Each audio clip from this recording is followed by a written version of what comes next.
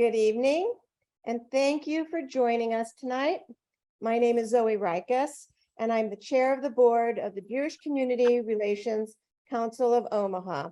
And it is my honor and pleasure to welcome you to our first virtual community conversation with Israel's Consul General to the Midwest, Yinam Cohen. I'd like to begin by explaining how we came to ask the Consul General to speak with us. For months, we've been following the news from Israel and watching as events have been unfolding, most recently at an incredibly rapid pace and feverish pitch. When our high school students visited Israel in December for the first time since before the pandemic, the atmosphere was charged with post-election excitement and hope. Just days ago, our first post-pandemic JFO adult community trip to Israel returned from a fast-paced and exciting 10 days in Israel, during which they met with Israelis of all political persuasions and multiple faiths. We watched from afar while our Omaha delegation on the ground were present as demonstrations and crowds swelled, and they felt the change, discord, and observed democracy in Israel in action. Conversations within our community on our JCRC board, Civil Rights Committee, and Federation board have been very heated. And in the midst of those intense conversations, we realized that so much of our confusion and concern is due to a lack of understanding of how government in Israel works. While it is a democracy, it operates differently from our two-party system. We have watched hundreds of thousands of Israelis take to the streets and the media, and we have heard charges that the current administration is moving toward dictatorship and threatening basic civil rights, minorities, and women. We have watched with concern as tensions and violence in the West Bank have had tragic results. And some of us have even been asked by our friends, should I be canceling my trip to Israel? Is it safe to go there now? And how do I talk to my non-Jewish friends about what's happening in Israel? Is it losing its democracy? We are very fortunate that Consul General Cohen has made time for us this evening. He represents the government of Israel. Consul General Cohen can literally and figuratively translate and bring clarity and understanding to the very complex and quickly developing and changing situation. My hope is, Consul General Cohen, that you can explain how we got here, what happens next, and how do we here in Omaha best support Israel? Is there anything we can do to help ensure and sustain the Jewish and democratic values that we have in common and hold so dear? Is there a role for American Jews to play? Before I hand over this to our CEO, Bob Goldberg, I want to get a few housekeeping items out of the way. This is a webinar, not a meeting, so you won't see yourselves or other attendees. The chat feature has been disabled, so you need to use the Q&A feature on the bottom of your screen to submit your questions. We will get to as many of your questions as we can. And on that note, I'd like to remind you that we are Midwest nice when addressing a government official. This community conversation is being recorded and will be made available tomorrow on the JCRC's webpage. And now I'd like to invite Bob Goldberg to introduce you to Israel's Consul General to the Midwest. Bob. Thank you, Zoe. Everybody, thank you so much for making time to be with us tonight for this very important conversation. Thank you to Sharon and to Pam, to our JCRC committee for your leadership always. It's an honor for me to welcome back, even though virtually, to Omaha, Consul General Cohen, who I think visited Omaha about a year and a half ago, shortly after he began his term. So let me give him the proper introduction. Consul General Cohen is a career diplomat with, I think at this point, 17 years of experience in the Israeli Ministry of Foreign Affairs. Before arriving in Chicago, he held the position of Senior Policy Advisor to Foreign Minister Gabi Ashkenazi and Director of the Policy Department in the Minister's Bureau. Prior to that, Consul General Cohen was the Director of the UN Political Affairs Department, where he oversaw Israel's diplomatic campaigns in the UN Security Council and General Assembly in Israel. Between 2015 and 2018, he served as Deputy Chief of Mission in the Embassy of Israel in Madrid, Spain. There, he led the diplomatic dialogue with the Spanish government and outreach to Spain's parliament and political parties. Previously, he served as spokesperson and press attaché at the Embassy of Israel in Berlin, Germany from 2010 to 2012, as Deputy Chief of Mission in Bogota, Colombia from 2007 to 2010, and from 2012 to 2015, he was a diplomatic advisor to 3 consecutive Director Generals of the Ministry of Foreign Affairs. Prior to his diplomatic career, Yinam worked as a strategic consultant at Shaldor Limited. He holds an MBA cum laude as well as a Bachelor in Science in Computer Science, both from the Hebrew University in Jerusalem. Consul General Cohen likes exploring new cuisines. He tries to balance the intake of calories with his daily jogging. He speaks English, Hebrew, Spanish, and German. He was born in Yerushalayim in 1976. He is married to his beautiful wife, Ayelet. They have 3 amazing children, and it is a great honor to welcome Consul General Cohen back to Omaha. Thank you for making time to be with us tonight. The floor is yours. Thank you. Thank you very much. I hope you can see me and hear me. I had an issue with my computer. Can you hear me? Yes. Yes, we can. All right. Wonderful. So good evening, everybody in Omaha. It's good to see those who I can see right now. Hello from Chicago. It's been, I think, a year since I've been to Nebraska, so it's definitely time to come back, and I hope to be able to do that soon. I assume you want to hear today about Israel. So what I suggest that we do is that I'll give a short brief, and then I think really it will be better if we open the floor for conversation, for open conversation. So let me start by trying to give you a general context, since I assume most of you do follow the news and you have some background and understanding in the facts and the details and what's been going on in Israel recently. So I'll try to give a broader context, and then we can try to dive together into the details. So I think everything starts basically 75 years ago, not just 2 months ago. I think that, as you know, we celebrate this year our 75th anniversary. And if we try to look at the root cause of what brought us into the situation right now, I think it has to do with the early days of the State of Israel, and specifically with the fact that up until today, we don't have a constitution. Something that sounds very weird to many Americans, but it's just been, it just been reality in Israel, and we lived quite well without it. But I think that what we're seeing now is basically, I would say, a collapse of maybe we can call it the old order that has been in place in Israel in the recent decades. And my hope or my assumption is that that would bring us into a new order, hopefully with a constitution, but we'll have to see about that.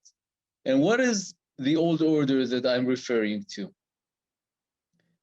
It is the old order that has been in the country for some decades now.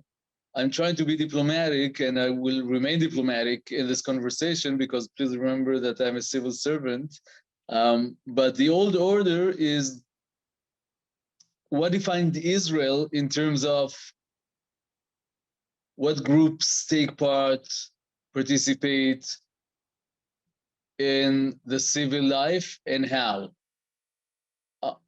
Who takes part in the burden of serving in the military? Who takes part in the economic burden? Which groups decide to live differently? And what are the the relations between all the sectors? It was President Rivlin, our previous president, who was the first to speak about a phenomena that I think everybody in Israel understands that today, and he called it the 4 tribes in Israel.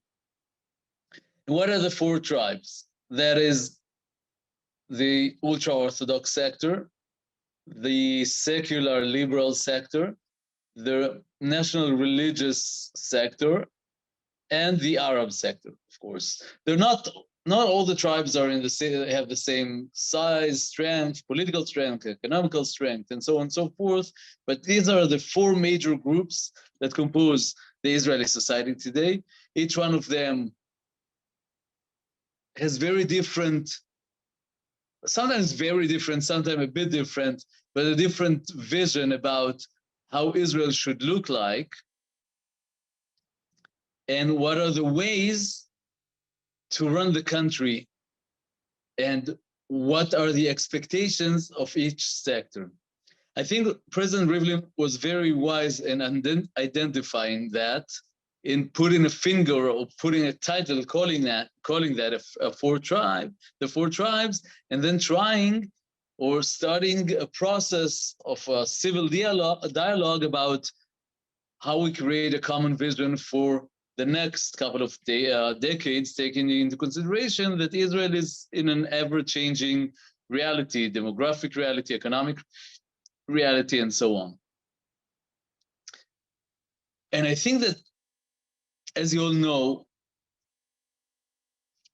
the results, or maybe the collapse or the changing of the old order in Israel, we've seen them not just recently, but in the recent years, because we've been in a continuous political crisis for 4 years now, going into 5 cycles of elections. Some of them did not end up in formation of a government.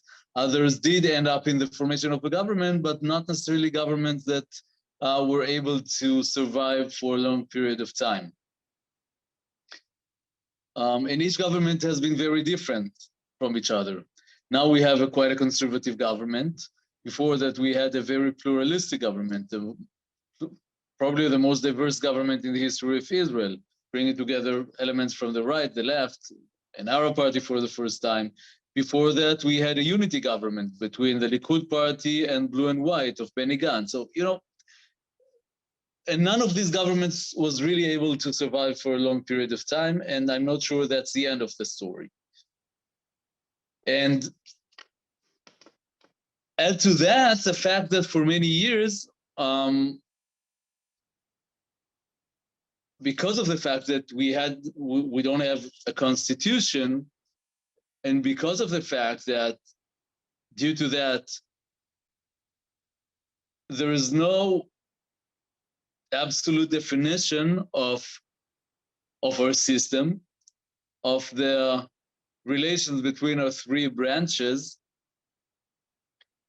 of our system of checks and balances. It has never been officially defined. What we do have since the 80s is a series of what we call in Israel basic or fundamental laws that are stronger than any other legislation. They were defining, or they were the basis upon which our Supreme Court defined in their legislations, in their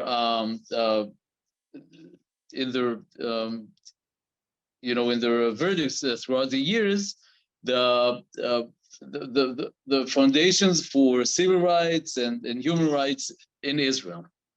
Now, because of the lack of definition about the relations between the three branches, and because of the lack of definitions of the checks and balances, many Israelis have felt during the years that the Supreme Court has taken the liberty to establish itself in a position that is superior to the legislative and the executive branch in Israel. And I think that even before the government started with the so-called reform, if you ask, the average Israeli, I would say that definitely 70 or 80% of the Israelis do believe that some reforms, maybe some serious reforms, should be done in the way that our judiciary operates and in the interrelations between the three different branches. And this is what this government tried to do. However, as you know, it did bring out a lot of Israelis, hundreds of thousands of Israelis out to the streets to demonstrate against the proposed reform of the government. I think that many members of the government also now admit that the way it was done, not through creating a broad dialogue, not through creating consensus, and maybe in a very speedy way, was also behind the general I would say the massive public backlash towards this reform. As you know, Prime Minister Netanyahu yesterday declared that he is pausing the legislation to create an opportunity for a national dialogue, with the hope that we're able to achieve a broader consensus on not just on the reforms, on our judicial reforms, but I would say on the general vision about how our country should look like in many other aspects. Today was the first encounter already under the auspices of our president, Isaac Herzog. As you know, in Israel, the president is the head of the state, but is not the head of the executive. So he is enjoying a certain level of neutrality, which allows him to hopefully to be able to reconcile between the different sectors, the different camps in Israel. Whether this dialogue would succeed, I do not know. The last months, I would have to say the last years, but definitely the last months in Israel were very toxic. Many Israelis are left with very bitter feelings from both camps, by the way. The mistrust has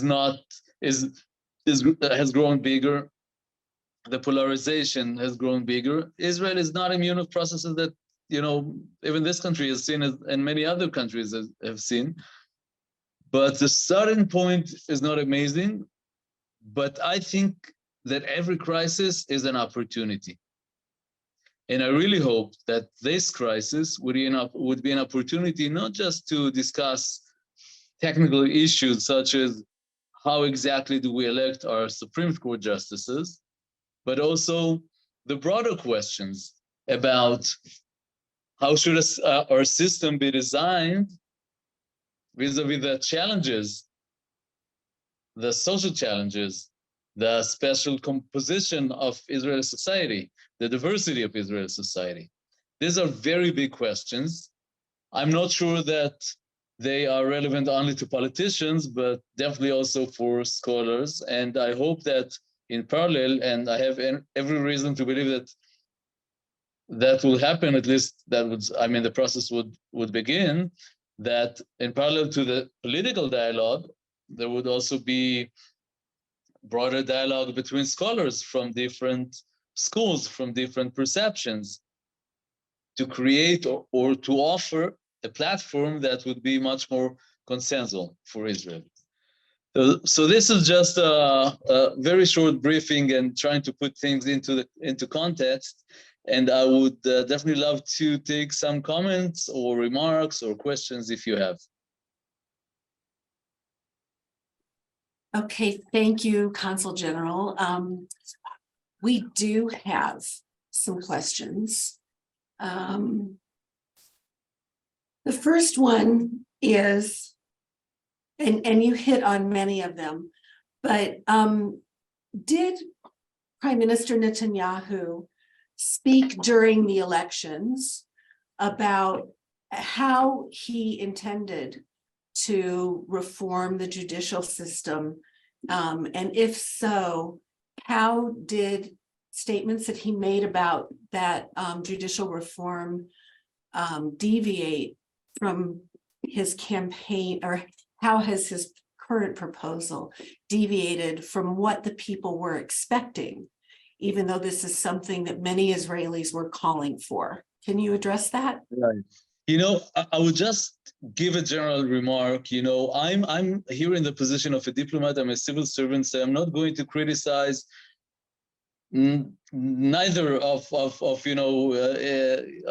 the representatives of the political spectrum in Israel, but I would like to try to address that in an objective way.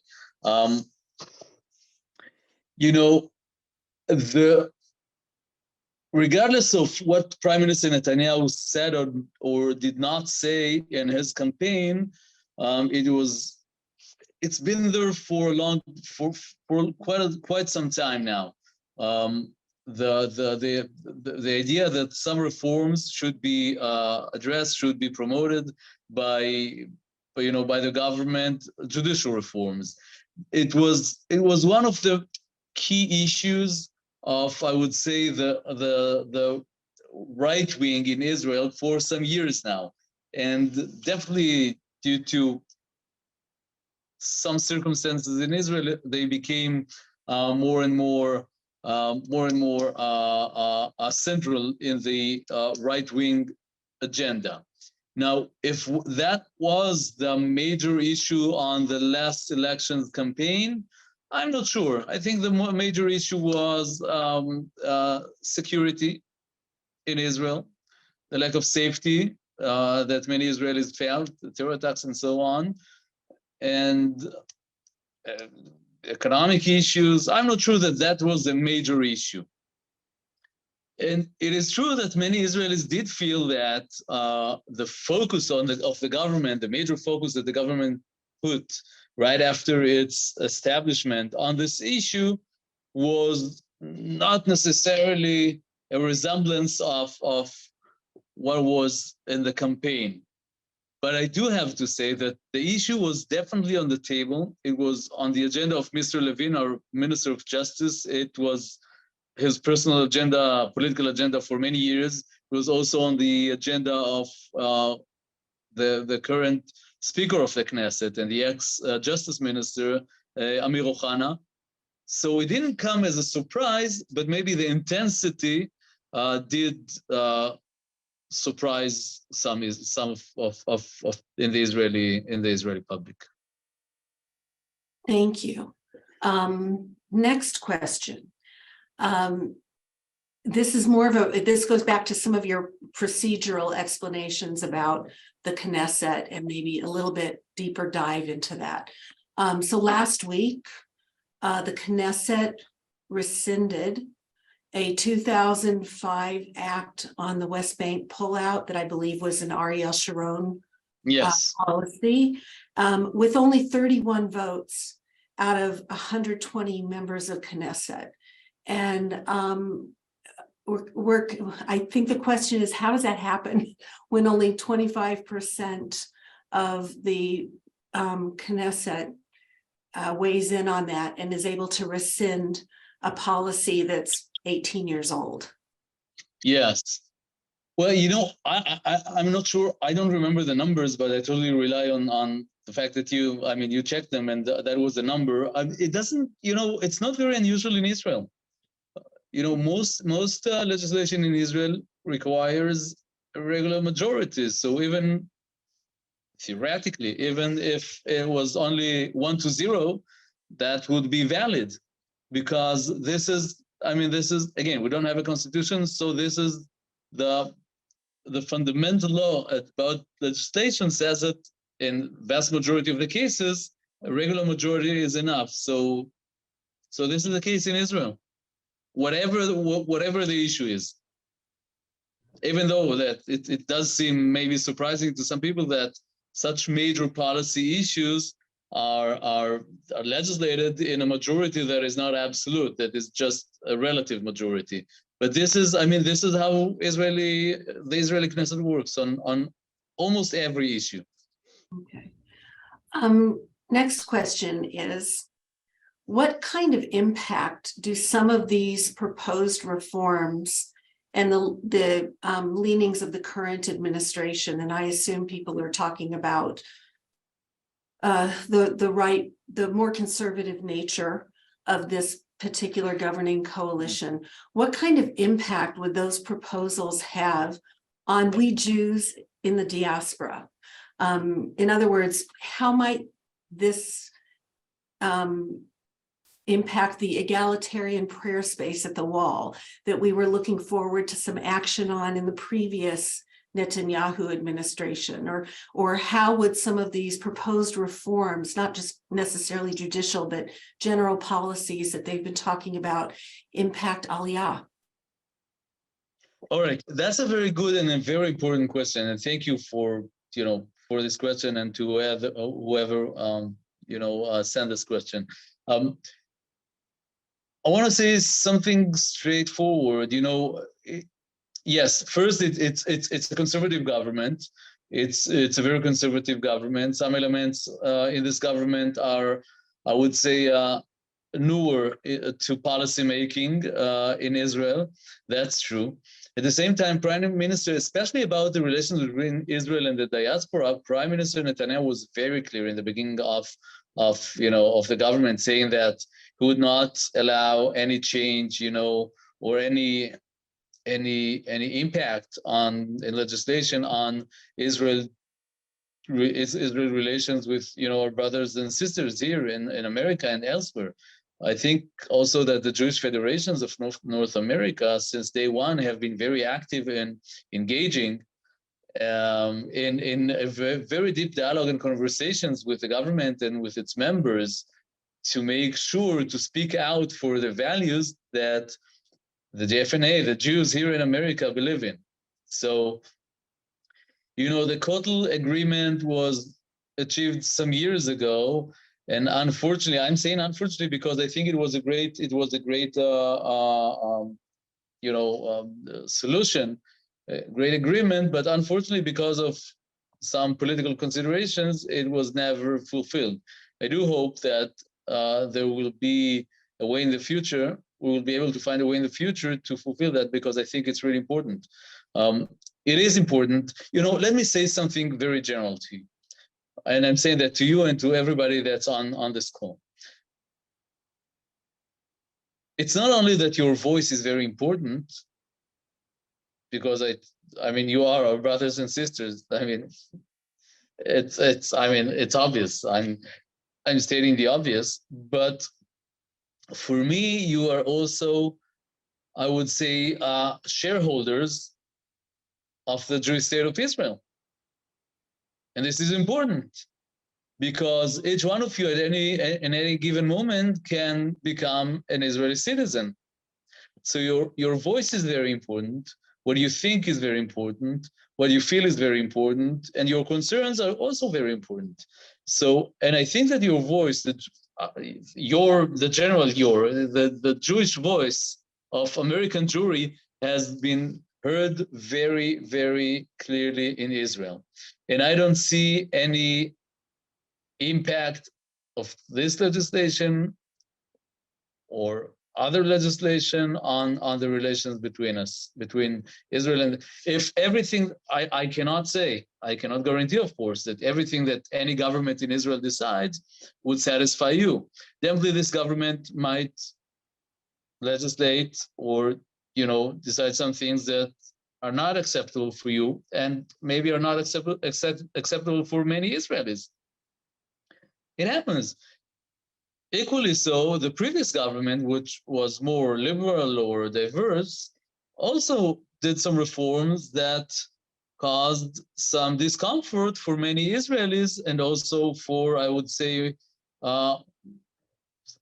Orthodox Jews in America regarding, rabbinical kosher supervision and so on. So what I cannot guarantee that every legislation and every decision of the government would necessarily represent your personal values, but the concept of listening to your voice before taking decisions is a concept that this government understands very, very well. And I have to say, I'm very proud of your representations, of the JFNA, who does an amazing job, another Jewish organization, does an amazing job speaking out for American Jewry in Israel. And I think that creates a lot of understanding among Israeli legislators.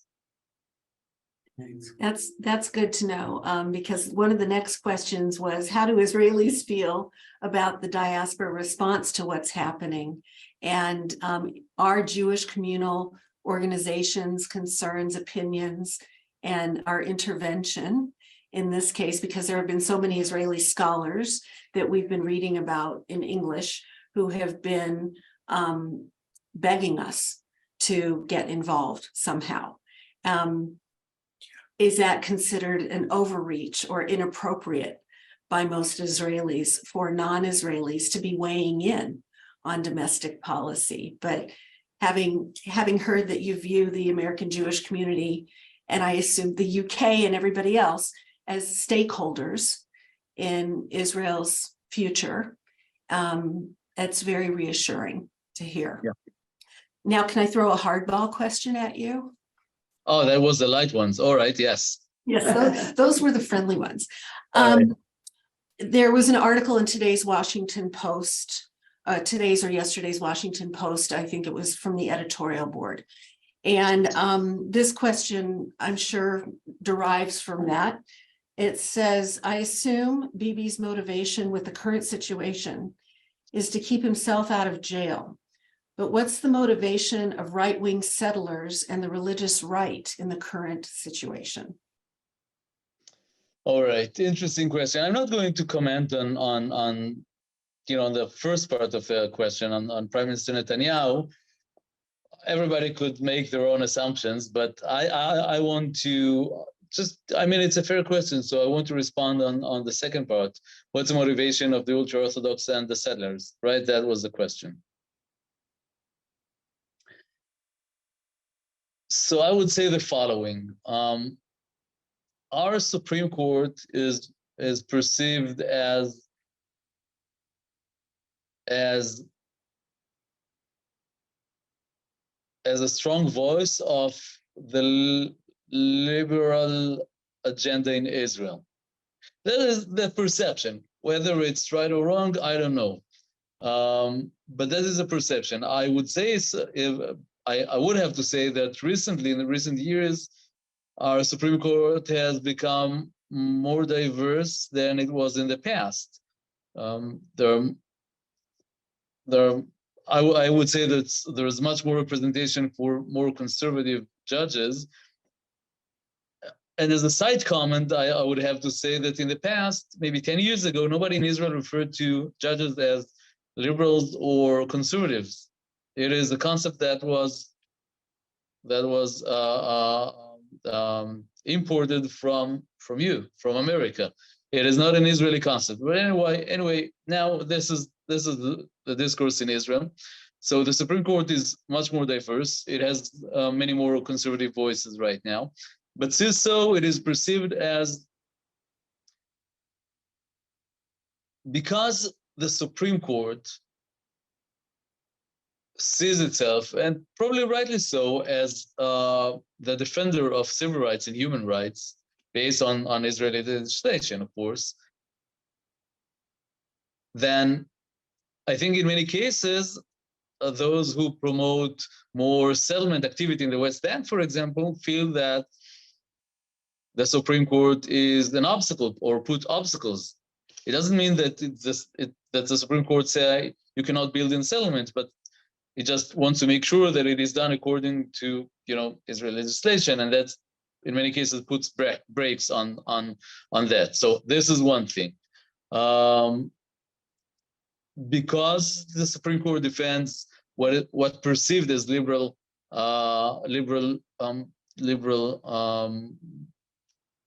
agenda concepts, such as equal rights for LGBT, for example. So I assume that many Haredi think that putting more restraints on the Supreme Court ability to intervene in the Knesset legislation might benefit them. I do think, however, that the Supreme Court did prove in the past that it is the defender of minorities and human rights, whoever it is. So it was, in many cases, also very helpful for the Haredi population, because when certain governments wanted to do, the previous government, for example, wanted to cut the social benefits that Haredi families receive, the Supreme Court halted that because it said that it was an unproportional harm for these families. So, but these are the perceptions among many of the, I would say, settler sectors and the Haredi sector. So to that end, does this government want to see the Haredi sector integrate more into like national service? Some of the things that they've been exempted from. Do you ever see anything like that happening, or is that a priority for this government?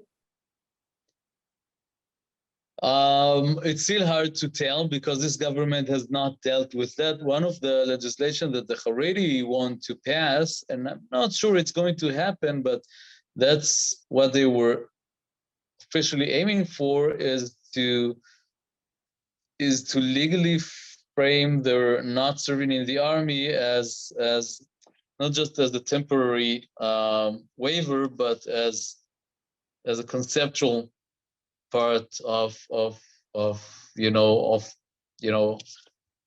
they live in Israel.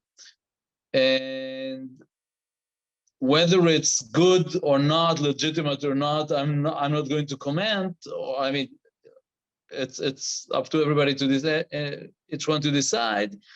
But I was implying to that exactly on my initial comments, because I think that the best thing for Israel right now is not to deal with this or that technicality, but to convene and to try to find together a broader consensus about everything, about how we live together in the upcoming decades in Israel, taking into account that we're a very diverse country with very different ideas about this future vision.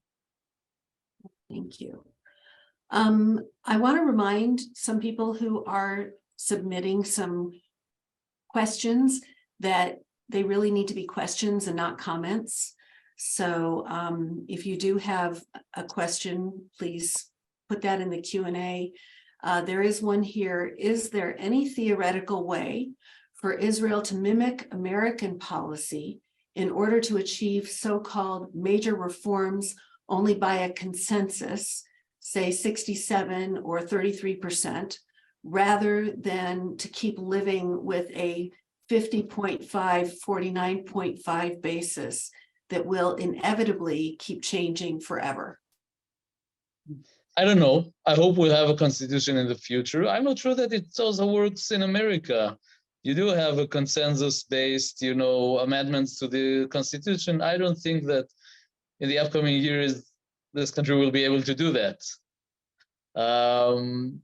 Because not only Israel, but also America is very much polarized, right? Mm-hmm. So it's a situation that has a lot of social and other, background. Everybody understands it, from social media to, whatever, okay? It affects the global society. Each country has its own, the way it resembles in its country, but I think that very few countries are immune for that. Okay. I'm not trying to avoid the question, but I think that in the end of the day, it will be a global question about how do we globally deal with the polarization, with the new technicalities that are now in our life, like social media. How do we make them a unifying force and not a polarizing force? I don't have answers to that. I'm just a small diplomat from Israel. But I think that that will be one day or very soon some of the questions that humanity will have to deal with. So that's the context. Speaking of humanity, Yeah. let's go to a question regarding if this separation between the branches of government in Israel starts to get blurry. I know there's concern about Israel's standing in the international courts for a lot of enemy. If there's no separation between the legislative branch and the judicial branch, and something that keeps things in check in Israel, does that not leave Israel very vulnerable to prosecution in the ICC?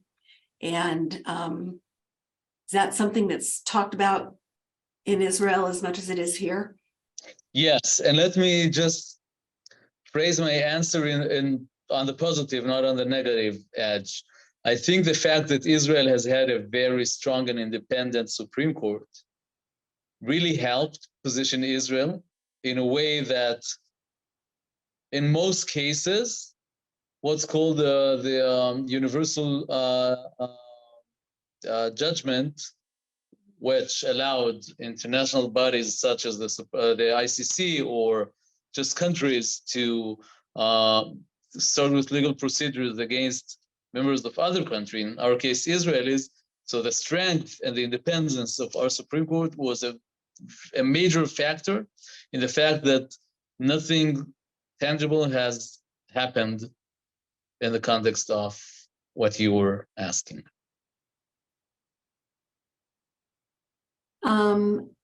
You referenced earlier President Herzog and the fact that the president is not the head of the government per se. Right.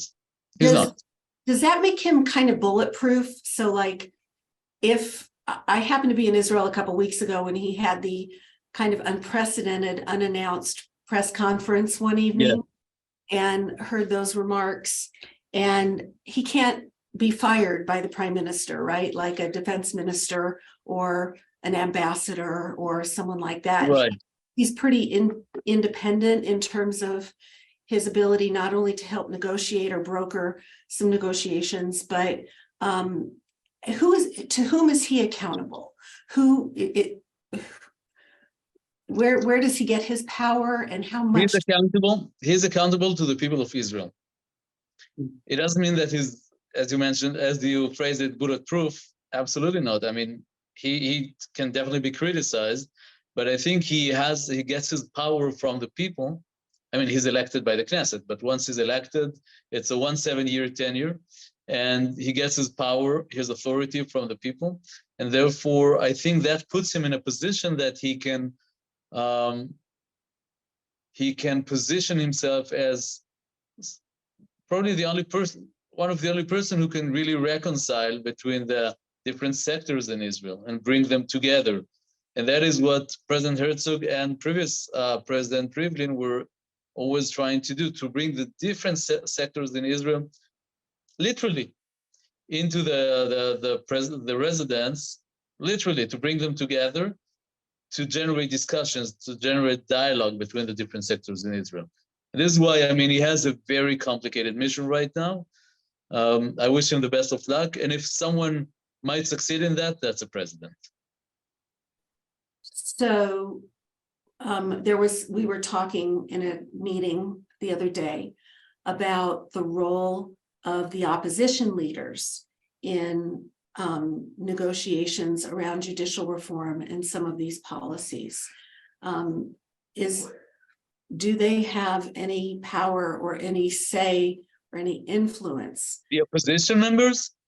Yeah, like oh, yeah, for people sure. are talking about Yair Lapid and Benny absolutely, Gantz. yes. Members of all opposition parties joined today the round table of, it wasn't the round table, it was the rectangular, but it was, let's say, the round table of that the president opened today at his residence for the first meeting of this national dialogue. Again, whether it's going to succeed or not, I do not know, but absolutely everybody is represented there right now. Yes. Okay, oh, we have another question here. Since this reform discussion started 3 months ago, do you feel and or hear less support from the Jewish community in the United States? I wouldn't say that I feel less support. I do feel in many cases concern. For me, this concern is important because it means that people care. They feel that they are connected to Israel. They feel that everything that happens in Israel relates to them and might even affect them. So on one hand, it is, I mean, there was a lot of concern, of course, but I was quite encouraged by that in the sense that it really made me feel how much the members of the Jewish communities here feel connected and close and care of what's happening in Israel. So that was, I mean, on the positive side, that was encouraging. Great. I think we really appreciate your time. I'd like to ask you one final question. Sure. That is, look into your crystal ball and what are the next steps now that there's sort of been this step back and they've decided, you know, with Pesach and Yom HaZikaron and Yom HaAtzmaut coming up and that everybody's going to take a breath. Do you see a slowdown in the demonstrations?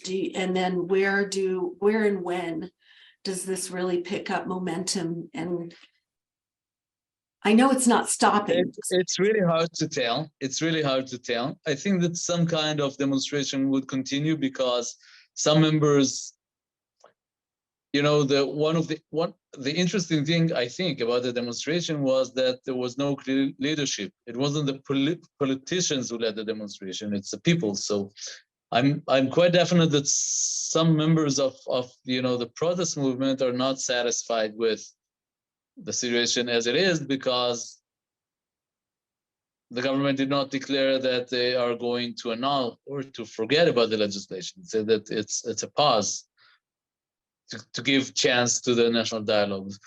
I truly hope, I don't have my crystal ball, as you mentioned, so I can only hope that the dialogue that the president has convened would succeed.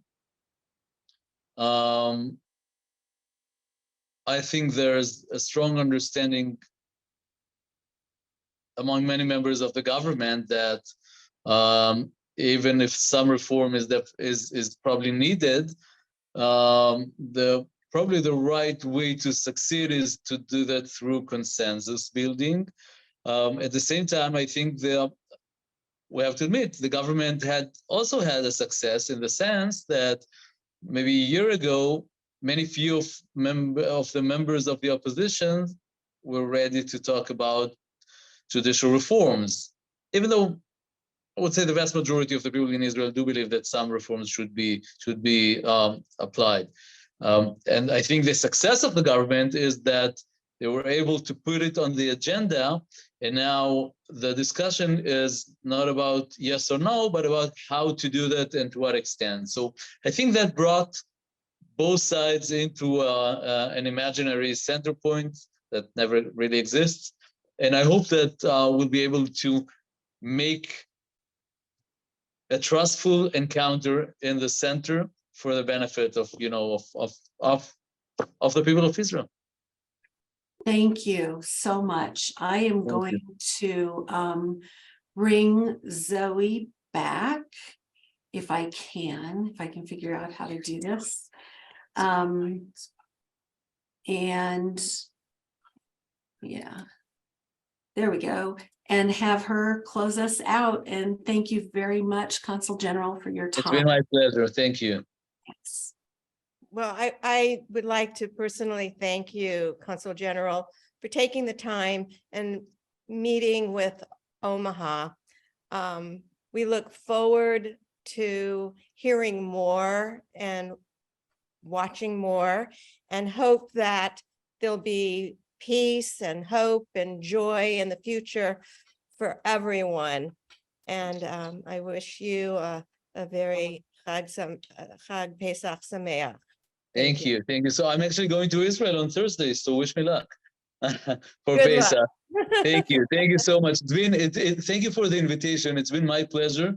And I really hope that I'll be able to come see you in person very soon. You also have a new governor, so I want to meet him too. So there's many reasons to come back to Nebraska, but the We are first reason working on is that. absolutely you. Well, So, we look forward to that. We look forward all to right. that. Thank you. Wonderful. Thank you so much. Thank you.